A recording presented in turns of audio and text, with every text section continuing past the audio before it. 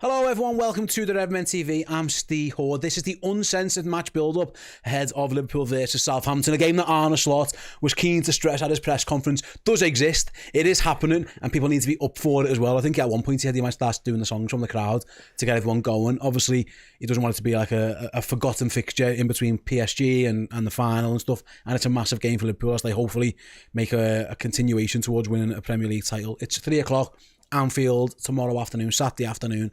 I'm joined by Luke and by Lewis to discuss everything about it, guys. I'll be with you in a second. Bear with me, indulge me for a minute or two on some housekeeping. First of all, redmenplus.com, we are giving away a free month of subscription. So if you want even more content in video and podcast forms, do head over to redmenplus.com. If you sign up using the promo code UMBU, UMBU, it's in honour of this show, as a monthly captain subscriber, then you will get your first month completely free. Go and check that out. And more importantly, maybe, or equally as important, I should say, the tickets for our latest live tour are now on sale. We are heading over the Irish Sea again. We're going back to Dublin and Belfast. We sold both out last year, but also adding a date in Cork due to popular demand. Long story short, there's about 1 million different ways you can get your tickets. If you go to any of our social channels, you'll find out where you can get them from. If you're not on social media, and I don't blame you, if you want to get tickets for the Belfast or Dublin shows, just go to ticketmaster.ie and search for the Redmen TV. If you want to come to the Cork show, go to eventbrite.ie, search for the Redmen TV. Get your tickets, come along. It isn't just us on stage, on a couch, talking about the footy. It's a proper night out. It's interactive. We've got music from the amazing Mark Kenny. It's a proper night out. It isn't just like I say, it isn't just a live podcast. In fact, it's nothing like that. It's a bit more, well, for a start, we can't get cancelled, we don't think, when we're in these places. So it can be a bit more edgy. And and Chris is often drunk, which he's not actually allowed. You know, sometimes he comes across like he's drunk in here, but he's not. He's usually stone cold sober, but at those places, he's usually off it. And you might even see a cartwheel or two. So get yourselves down there. Please come and join us. It's going to be an absolute belter. It's Wednesday the 23rd in Dublin, Thursday the 24th of April, this by the way, in Belfast, and Friday the 25th in Cork. There's a potential, by the way, if things go right, including this weekend, just a few days later, Liverpool could, in theory, become Premier League champions against Tottenham a few days later. So what a time to come and celebrate. We're going to have an absolute banging time. Get yourselves down there. Can't wait to see you. Right, housekeeping done. Thanks everyone for indulging me. The fellas who go, well, when's the footy starting? You can just skip to this part. Someone can timestamp before you. Gents, I'll start with you, Lewis. The manager was at pains to say, actually, you've got to, like, this is a massive, he called it 3 finals. He went, never mind, just the final. We've got 3 finals. Liverpool are playing against Southampton, the worst team in the Premier League. You know, the point, you got 9 points, or like that's all they've got. The only danger, it feels like, from our point of view, is if you take your eye off the ball, if you're complacent, if you're thinking ahead to PSG on Tuesday or ahead to the final.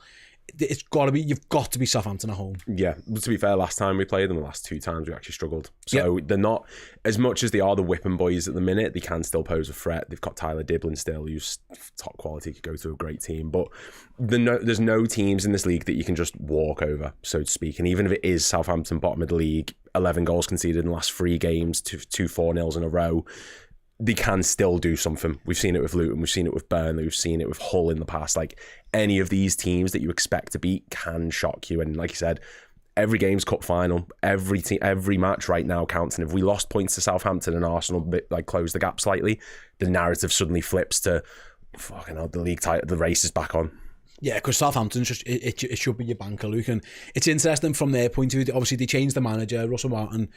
He went, they brought in Yorick. And a little bit, I suppose, a little tiny bit of a new manager bounce, but not much.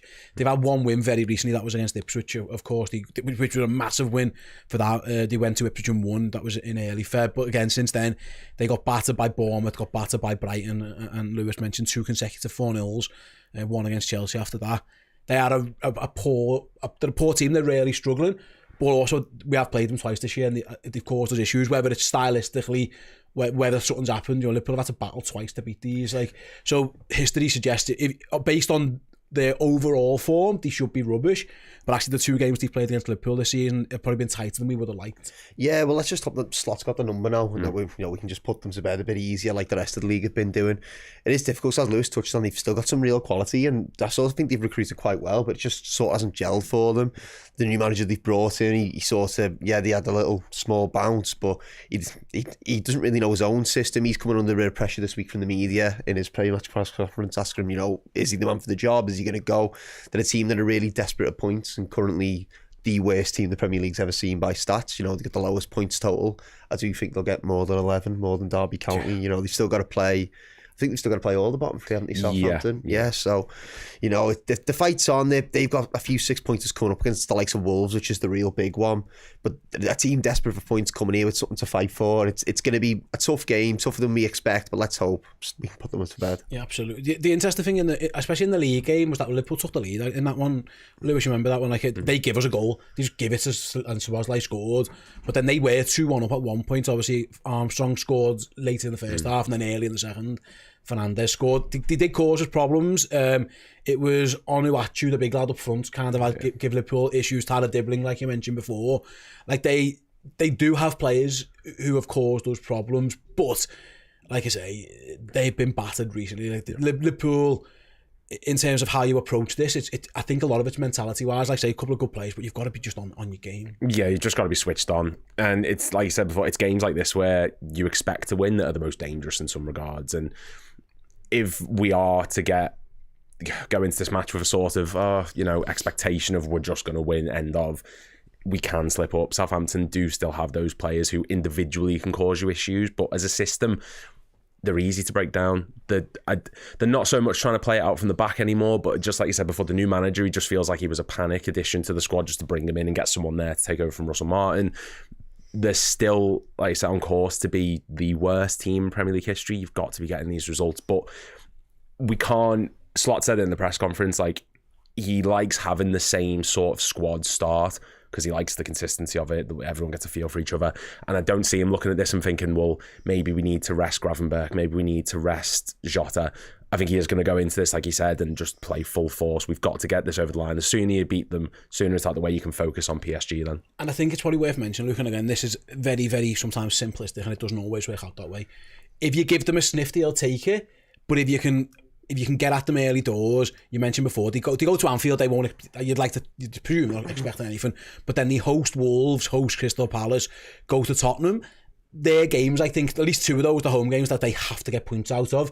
It almost becomes a point where, can you beat them early enough where they go, you know what, we're getting nothing here, let's not get battered, let's shut up shop, we won't go for the win, but we won't get humiliated, and we'll save ourselves for 2 massive games against Wolves and Palace. Yeah, well, we sort of seen that a few times, didn't we, at Anfield already this season, where we've sort of been 2 or 3 up and the other team have just given up. Wolves is the one that comes to mind, and then we sort of just let the door back open, and then they got back into it. So it'd be nice to see a game like that, especially after Wednesday night, because I'm sure we would all absolutely shitting ourselves, not of a better word, when it got later. I don't think there's a better word. No. Yeah.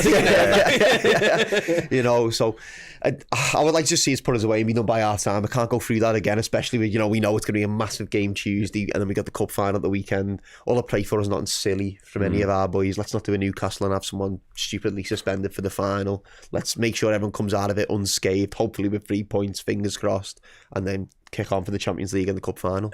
We touched upon it a couple of times, Lewis. Actually, they have given us a couple of tough games. The League Cup obviously might be more of a change, Liverpool side, and then obviously in the league it was really difficult for a while. In the end we scored because their lad plays basketball in his own box. Yeah. Salah had a masterclass game. And then the goalie, you say Salah was great, but also the goalie went walkabout to an open goal, and then the fella ran border at the back post. So Arne Slot said today, you make your own luck. The harder you work, the more luck you get. And Liverpool probably deserved to win that game, but they did shoot themselves a foot. Is there anything you saw from Southampton in those 2 games? Why do you think we struggled? Because it's hard to put your finger on why everyone else was pretty much battering them, but we've had difficulty. Listen, we've won both games, but it hasn't been straightforward, where other teams actually have made it pretty straightforward. They were when we played them, one of our biggest strengths is first to the ball. As soon as we lose it, we're straight on them, putting pressure on. Southampton gave it as good as they got in that regard. They were very, very quick and alert to those loose balls, and I think he mentioned it in the press conference then, that the reason PSG had so much success is because they were man for man. There was just no time for anyone to do anything, and when we played Southampton that 3-2 game, it was very similar. No one was allowed any time on the ball, no space. There was someone on them constantly. And I think that's when things started to open up, is when they thought, we're 2-1 up here, we can maybe lean back a little bit, rest on our laurels, and that's when the space opened up for us. And like you said, mistakes happen because they got complacent. I do think we struggle a bit against those sides that just don't let us have as much of the ball as we'd like, because obviously in slot system we like to be in control, dictate tempo of play. Southampton don't really let you do that, even under the new manager. So that is probably the main cause, is just relentless pressing from them. Don't think it's going to be as heavy as it was under Russell Martin, but you know, if Southampton could look at that PSG game and take any positive from that with regards to how to beat us, it is that, just put pressure on us. I suppose the flip side on this all, Luke, and listen, it's with all, and again, usually when you say with all due respect, you're about to disrespect somebody, so I apologise in advance, but like, they are the worst team by a mile. You know, they've conceded 65 goals in 27 games. They've only scored 19 goals.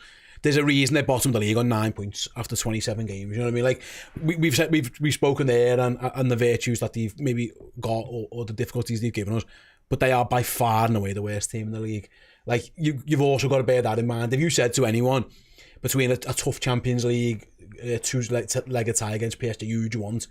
Every single person will say, give us Southampton at home. Yeah. Like, it's the perfect fixture for us. It's worth bearing that in mind as well. Like, Liverpool at top of the league, these are the worst team by a mile. You've got to just go and wipe the floor with them. Yeah, I think it's a perfect fixture for us by a long, long way. Don't get me wrong, but I think Slot, you know, he's really has got one eye on this league, and I think he is unlikely to rotate. I would be rotating a little bit more. I think this is a game where you've got to utilise the squad a bit. PSG, you know, he wants to look at the bigger picture of the league, but a lot of us still want to stay in that European Cup and go as far as we can, you know, so it's going to be extremely difficult team selection, and I think the team selection is really going to dictate the game. I think in the League Cup tie, Onuachu coming on from the bench, the big lad, that's where they sort of got a little bit of success. He was holding the ball up quite well, but, you know, at that point, you know, Virgil van Dijk and stuff weren't about, so he had a bit more success. But Taro Endo's one of the lads chasing him around, and he's got about, you know, half a foot on him. So let's see how it goes. I think it's going to be a very different game than the first two we saw. We always see that with Anfield, and, you know, Southampton, despite them being a championship team, we've played them for the last 6 odd years on the bounce, whatever. Last season in the FA Cup, we made them look a little bit silly. Yeah, they've got new additions. Yeah, Aaron Ramsdale's probably going to play a bit more of a factor. They don't have Foster in goal. He pulled up an absolute stinker in the league game. Alex McCarthy, sorry. He just went for a wonder. At one point there, it was very interesting how he did that. You're right, Liverpool should just beat these, and we'll talk about team news in a moment, actually, and what Liverpool are going to get up to. In fact, we'll do that in the second part of the show, which we're going to get to very shortly. We are going to have a quick break first. Before that, though, trivia question. The last time we played Southampton at home in the Premier League, that's an important distinction, it was in November 2022, and we beat them 3-1 at home. There was a goal from Roberto Firmino. Which Liverpool player scored the other 2 goals? The answer to that question and a little look at Liverpool's team news coming straight after this break. See you in a minute. Hey you, do you like Liverpool Football Club? Do you love Liverpool signed merchandise? Well, have I got a prize for you this month. It is this absolute beauty. Let's start on the back. Let's show you the front. Yes, $89.90 replica shirt signed by John Barnes. Yes, John Barnes. That shirt can be yours. It's a very simple competition to enter. Head to redmenplus.com, sign up as a legend tier subscriber, and not only will you get full access to all of our amazing suite of content and our exclusive Discord group and discounted and free merchandise, you'll be in the prize draw to win that incredible shirt as well. redmenplus.com, legend tier status. Get on it. Yes, welcome back. Before the break, I asked you, who scored 2 of Liverpool's 3 goals in that 3-1 win over Southampton at Anfield in November 2022. You guys, any guesses? No, I'm not sure. You think you know it, don't you? Yeah, it was Darwin. It was, yeah. There we go. It was Darwin Núñez. Bobby Firmino scored, Che Adams equalised, and then Darwin Núñez scored 2 before half-time. Liverpool went on to win 3-1. So, yeah, we'll talk about Darwin in a moment, actually, because I think there's a very good chance he might start this game. Before we do, we have had a couple of super chats. I'll read them out now. Colin S says we need to get Jürgen on the Kop for the final game to feel the magic. There will be chaos. He did say, didn't he? He wants to come over for the for any type of celebration. He went, I'll be on the street. No, you won't, Jürgen. He won't. I promise you won't. You will get. It would be a riot. He's going to have to find somewhere. He doesn't want to be on the bus. He's going to have to find somewhere safe to go. There's always another bus, isn't there? Yeah, give him his own car and all that and that on. Put him on a pedestal. Just put him like on the roof. Let him do the Anfield abseil and just stay at the top. Shooting flares off the roof. Yeah, he can't be in the crowd. It would incite a riot. And thank you very much to Stephen Somerville, who says, I've just bought a ticket for the Dublin show. Can't wait. We can't wait either, Steve. Nice one for that. Tickets are on sale now, like I say. They're on sale for 50 minutes, so I'm guessing you were one of the first. In fact, I disagree. I reckon they're already sold out. That's a market. I like that. That's a marketing point to get people. That's how the sausage is made. This is how marketing works. Right then, let's talk about the game. Interestingly enough, from a Liverpool point of view, the manager said today, obviously no Bradley and Gomez, and he said Cody Gakpo still hasn't trained. He didn't train yesterday. At time recording this, and just after the press conference, the manager wasn't sure if he was going to train today. So you'd probably suggest at best a bench position for Cody Gakpo. So that's the lay of the land. He was also asked, Lewis, about like rotation rest, and he did confirm it isn't really what I do. I like to have a squad of 14, 15 players who are kind of dipping in and out of, and then it's hard lines on the others, and I feel sorry for them. He name checked Harvey and that. They're still good players. He went, but he's competing with Mo and Soboslai, so almost hard lines a little bit. With that being said, and I understand there's a bit of a tangent here, he went, if there were 3 to 5 days between the PSG game and the Southampton game, I would have chosen the same lineup, but there's only been 2. Yeah. Which suggests he is going to make a couple of changes around the place somewhere. So Alisson will be in goal, and I'm pretty certain Van Dijk and Konate will still be at the back. I think if you're looking at potential places to change, both fullback positions are options. He's got Kostas Tsimikas. It would have to be Gerald Kwanzaa if it was right back. So do you see it? I reckon one of those at least will change, maybe both. What are you thinking in terms of the fullbacks? I think left back's the only one I can really see. I think if he is going to take Trent off, he'll do the whole keep him on for 60 odd minutes and then take him off as we go on, as we've been seeing all season. But I think this is the game for Tsimikas to start. Robertson was so good against PSG, it doesn't make sense to burn him out even more in this game, and then he's probably going to start against PSG again. So this game feels made for Tsimikas.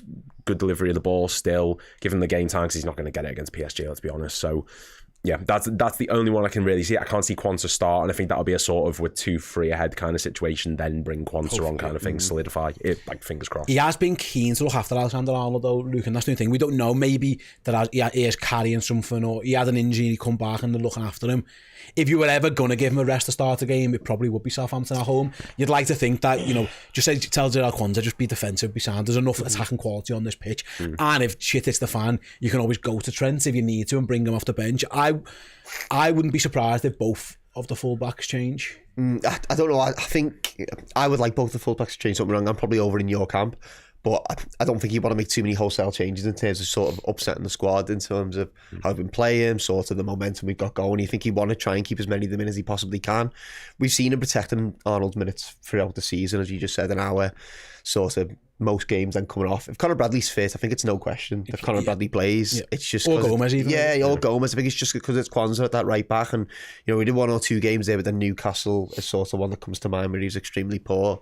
I think Mortaro Endo and outside shout at right back. I think he could probably do a job there, but it's whether Slot sees that in him and whether he's thinking Gravenberch Endo 60-30. So there's a few things at play. Yeah, absolutely. We'll see how that goes. Quad Bodox actually mentions Endo. Do you think Endo could start finally again? My guess is probably not. The fact that Gravenberch come off a little bit in that game maybe gives him the nod, Lewis, because again, Jones is definitely an option here. If he wants to change his midfield, I would guess it would be Gravenberch, Jones, and then one of Szoboszlai or McAllister. Feels right. He might completely prove us wrong and just stick same again, but it actually feels like a good game for Curtis this as well. One where you're going to see a lot of the ball. I could see a world where Curtis starts this one. Yeah, I think Jones does. I think Gravenberch coming off is a big indicator. Jones definitely, and I think he deserves the start as well, because when he came on against PSG, he looked really. By the way, it's worth mentioning, I thought all the subs were, everyone who come off the bench in Paris was fantastic. That's what I mean. They've impressed, and they've given a reason for the rotation. Like you said before, there's only 2 days in between, so he's probably going to. Jones deserves a start for this. I would be giving Szoboszlai, I think, the rest of the 3. I think he played like 5 games across 15 days or something daft like that. He ran his heart out against PSG. As much as he is a machine, he does need that rest, and I'd rather him be rested against Southampton, who I think we can outplay, than a PSG side where he's going to get run ragged, even if it is at Anfield. So yeah, McAllister, Gravenberch, Jones. Yeah, I agree. Listen, I wouldn't be adverse to Endo starting, but I just don't. I think the fact that this manager doesn't do it. Like, if this was Jurgen Klopp, I could feasibly see 6, 7, 8 changes. Genuinely, he's admitted himself. He said it today. Like, that just isn't his style. He's a different type of fella, and listen, so far it's worked. So you can't really argue with him. Up front, Salah plays. Don't even worry about it. He's not going to rest Mo Salah. Mo Salah's going to start.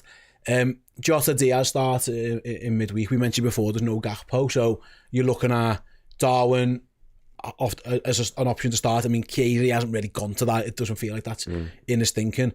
I think Núñez is going to start ahead of Jota, and I think he's going to keep Luis Diaz on the left. Would you agree? I think I would agree, yeah. For the sheer fact, I think Jota's still going to start on Tuesday, despite Núñez's great cameo sort of towards the end of the game. But I think that's something that Núñez actually offers you, which is like him coming on with the legs and the chaos he sort of brought to that Paris game. It's sort of, that's why I'd expect him to be on the bench over there, because we might go to that well again in terms of, like, you know, it's a tight game, let's bring him on, let's try and cause a bit of chaos so we can get him in 90 here, have Jota fully fit for the weekend. I think that's the right way to go. It's the left side now, isn't it? So I suppose it's like, there's a school of thought that says actually Diogo Jota in and around the box against Southampton, that if they are going to be deep, it might suit him more than a Núñez. Like, the manager could feasibly say, actually, I might go the other way. I might start Jota against these and save Darwin for PSG, where there will be space in behind, and we might need them to, you know, hit corners and be physical and sprint in behind. So yeah, I think I would go Núñez, but I might have just talked myself into Jota there, considering just considering the opponent we're going to get. There probably isn't going to be that much space for Darwin in behind against Southampton. You'd be surprised if there was. Yeah, I am caught between two minds. The only thing that's swaying me is, I think, for PSG, like we saw the other day, there's not a lot of space in behind them. Say you do get that space, who are you going to want taking the chances? Is it going to be Núñez or Jota? And I think he's going to look at it and think Jota's probably the better option against PSG for that regard. Núñez, yeah, he's not great against these type of teams, but I suppose Southampton have got a more physical back four than you would expect a lot of teams. They have still got some very strong players there. Maybe Núñez can be someone to just cause a bit of problem in the air. I don't know. It's just really weird. I do think Núñez will play, but it's just purely because of rotation. I do think Jota will start against PSG, because if you do get chances in that game, you need someone who you can rely on. I suppose we'll be looking for confidence and stuff, Luke. Like, Núñez's cameo off the bench will have done him in the world of good. I thought he was excellent, and I say he plays a major part in the goal. He's played 3 games against Southampton. He scored 3 goals, so he's got like decent little memories of them. He scores in that League Cup game, the one that went, the ball was over the top, and he kept his cool and slotted it. So good memories there. It's just like I say, does he want to save him? Because there is a school of thought that you just save him for PSG and go, actually, Diogo, this game's going to suit you more, because the Cody Gakpo issue is an issue here, because I think he would definitely have started. Like, he would definitely have played 100% on that left hand side, but he's not fit. So the manager has got a little, like, say, people in the chat saying you've got to play Harvey, you've got to play Chiesa. He's showing just shown no desire to do either of those things. He even name checked Harvey today as being not one of his 14-15 and being like outside looking in, and he feels sorry for him. So it would have to be a major departure from what we've learned. What are we now? I'm just looking in terms of league games. Liverpool played 28 of them. For him to change, you know, in the 29th game from what he's done all season just doesn't really compute. He's not going to do that. No, he's not. It's a shame, really, because I'm sure we're all still in that year in Klopp rotation camp where we will be making 6-7 changes, like you said before, Steve. And it'd be a great game for Harvey to come in and get a game here. Well, obviously on the left side, it wouldn't really be suited for him. It'd definitely be in the midfield. And it'd be nice for him to get that start after coming and getting such a crucial goal. But it's just something that the manager's just always, it's unlikely for him to do that. You know, we're so far deep into the season now, and his ways of working, like you said, he's not going to change. It's really difficult conversation to have, really, because we've got a team of like 17, 18 top class players who could play for any of these sides in the top 6, and some of them aren't really getting too much of a look in. But that's just sometimes the way the story goes, and it's been unfortunate.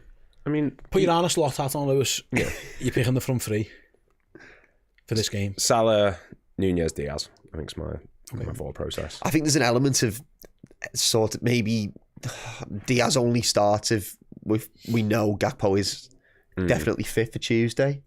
Because I'm sort of thinking 3 90s in Diaz. Oh, did Diaz play the full 90 on Wednesday? I don't even know. I was that drunk. Pretty late on. Yeah. So I think Jones went to left wing at that point. Yeah. It's difficult, isn't it? I think Diaz will play. I think it'll be, you know, the front 3 you've said yourself. But was that what you would do as well? Yeah, I think I would. Is Elliott sort of, because I know he is the sort of outside looking in thing, but sort of said in the press conference that he's behind Salah and Szoboszlai. And against Southampton in the Cup, he was really, really good, Elliot. I mean, he got the goal and that. So if he is wanting to rest Szoboszlai, has Elliot earned the chance to come into that team? He has, but then you've got to go and tell Curtis Jones why he's not playing. Yeah. And that's the problem. Like, now listen, he could very well rest both of them. He could say to McAllister and Szoboszlai, sit this one out, boys, and go Harvey and Curtis, and I would be completely fine with that. In fact, against a team you think might be low block, that could be brilliant, because they're two very creative players, so it's there for them. Again, it's just a lepers don't change the spots kind of thing. He hasn't shown any desire to do it. I think I will go Nunes as well, actually, and get Jota on. I think Jota will still start against PSG, but listen, it's good options to have. I just think this is the game where Quansah will play, going back to that one. I think Bradley's injury is going to be a while. Gomez might be the season. There are only very few games where he can get Trent any type of rest, and I think this one is a perfect one. Worst case is it goes tits up and you've got to bring him on at half time. That's fine. Like Newcastle and all that. That is what it is. But he's going to go PSG, then the final, and then international break. He'll probably go and play for England, and then he'll come back. And we don't know if Bradley's going to be fit yet. Yeah. There are very few opportunities now for Trent not to play. He's the only one now with both his backups out. If you have to go to your fourth choice one, then you might just have to swallow it, Luke. Yeah, I think we've seen it a few times as well, where we do miss a bit of creativity when he's not on, but when he can come on, he's almost got that drive and motivation and determination to be like, right, I need to affect the game now. So we did, for God forbid we do need to go to that well, we sort of got experience there doing it. Tottenham comes to mind, Newcastle comes to mind, Tottenham away, that Carabao Cup game, and we got beat. He come on, he was brilliant. We sort of had no chances all game. He come on off the bench and sort of unlocked Everton it as well. So it's an option there to have. I'll be making more changes. I'll be having Elliot in, Quansah in, Jones in. I'll be having so many of them in. I'll be having half a team out because I'm not that confident, especially the way Anfield's going to be. We're riding this wave of so close to a league title. The place is going to be absolutely bouncing. It's just difficult. It's just not the way he does things. Whether we agree with it or not doesn't matter because it's getting results. Yeah, absolutely. If we are where we are. I think, by the way, if you play Quansah and then you play Timakash, you'd almost say to Kostas, you're the playmaker now. And I think he's not as good as Alexander-Arnold with it, but he's a good passer. He can find a pass. He can do that. I've seen him invert a couple of times. If needs be, it's not naturally his game, but I think it could potentially make sense. I will be getting some score predictions and all that off you in a moment, guys. Before we do so, let's just have a little look around the rest of the Premier League. Let me bring the fixtures up. If I was a prepared host, I would have had these ready, but I've just realised I'm still on Southampton's fixtures, so give me 1 second to bring up the weekend's fixtures. There we go. Things start off tomorrow morning, or early afternoon. Forest v City. That's a stinker of a game for Manchester City.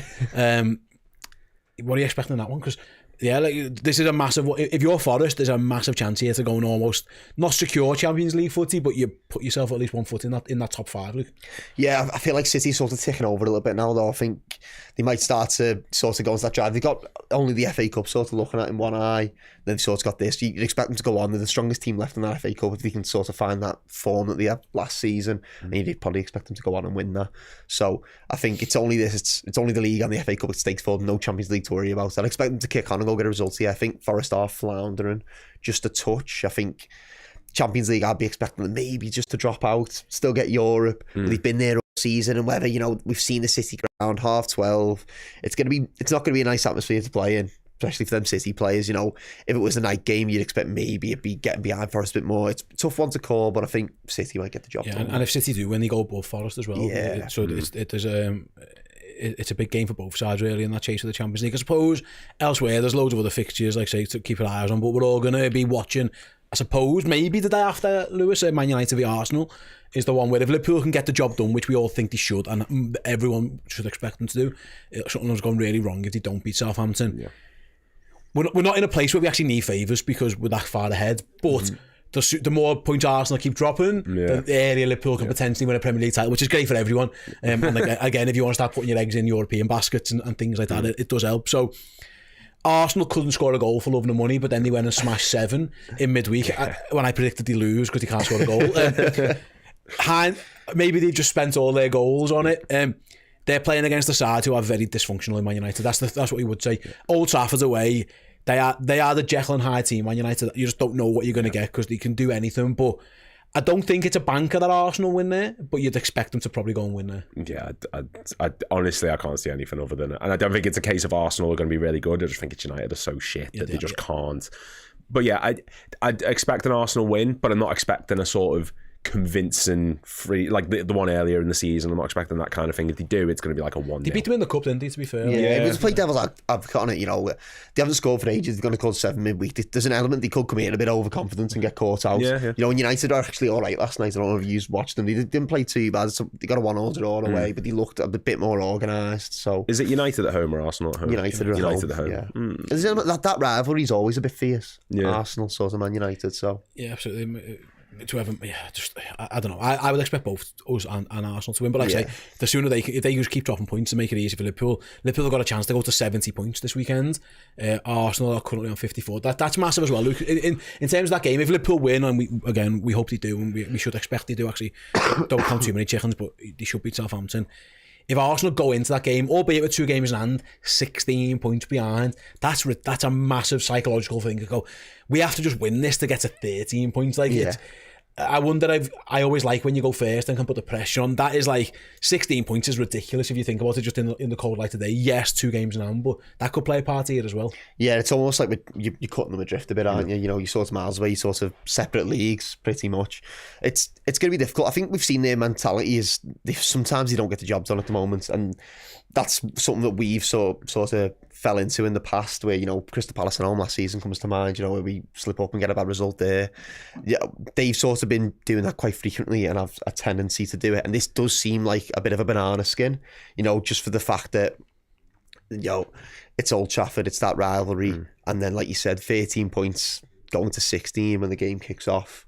It could be an element there of, you know, this league title's lost sort of creeping in. I'm sure Arteta would be quick to stamp that out the dressing room, but I'm not sure he has the backing that he once did, to be honest. Statements he's been saying. He might be dead by the end of the season anyway, with the quote he put out, "Over my dead body." So good luck with that, Michael. Yeah, like I say, I'd expect both of them to win actually, and it almost be status quo as you were for another week, and then Arsenal will get to play their game in hand when we're playing in the final, and the lay of the land might be a little bit more clear. I mean, best case, if Liverpool beat Southampton, Arsenal win their 2 games in hand, we're on 70, they get themselves up to what, 60? I think that, yeah, so we get 70 if they win. Yeah, I think so. Could be 10 points when it's all square, which I think is a pretty healthy lead indeed. Right then, we've been kind of saying it for a while. Score, like, we all think Liverpool are going to win, right? No one's suggesting otherwise. What type of game are we expecting? Score predictions, all that kind of stuff. I'll start with you, Lewis. I think similar to the first one, to the one earlier in the season, where I don't think it's going to be we're going to completely walk over them. I think it's going to be they are going to put up a bit of a fight. I'm going to stick with the same. I think 3-1 is the way. I think Liverpool come out of there unscathed. I think we keep a clean sheet there. I mean, if we've gone to Paris and kept a clean sheet, we should keep one here even with the rotation. But I do reckon it's going to be tight. I reckon maybe 2-0. Yeah, Jonesy says 4-0. Sounds we'll have 4-0, like, you know, we're just trying to be realistic. Mihail says 3-0, get 16 points ahead and put the pressure on Arsenal to go and get the result at Old Trafford. Yeah, Ryan says I think 2-1 or 3-2. That'd be a shock. Yeah, but yeah, it's the Premier League. A 2-1 or 3-2 does scream sort of like the Wolves game though, where we sort of open the door and let them back in. Brighton and that. Yeah, we don't really roll anyone 5-0 at home. It's sort of like, let's get 2-0 up and just coast. Yeah, and that's the worry on the 2-1 is that Liverpool do go into leg preservation mode too early. I think we're probably going to beat them 3-0. But I don't think it's going to be the most entertaining game we've ever seen. That's fine. Like, I don't need one. I don't need one. After Mourinho's 1-0 wins from like 4, I'm fine with that. Yeah, we'll crack on with that one. So yeah, we all think they're going to win, and fingers crossed they do. For those who aren't going to the game, I know some of the lads here are, but for those who aren't going, do tune in for the Redmen watch along. Obviously, the game isn't on TV in the UK, so after this show, pretty much we're all getting on the airplane and we're all flying away to we're going to Copenhagen for this one actually. I'm looking forward to getting there, so we'll be able to bring you the watch along live from Denmark. We'll be live an hour and 20 minutes before kickoff, so at 1:40 UK time, wherever you guys are. It'll be me and Edel in the studio with Dan.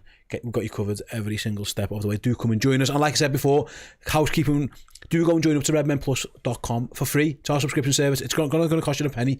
Go to redmenplus.com, use that promo code UMBU when you sign up as a monthly Captain subscriber, and you get a month for nothing. Completely free. What else would you need? And finally, go and get those tickets for the live shows. Belfast, Dublin and Cork. We can't wait great to see you. It's all over our socials, but like I said before, Ticketmaster.ie for the Dublin and Belfast gigs, and Eventbrite.ie for the Cork gigs. Thanks to you guys for watching or listening. Thanks very much to Luke. Thanks very much to Lewis. Catch us all for the Southampton watch along. Bye bye, everyone.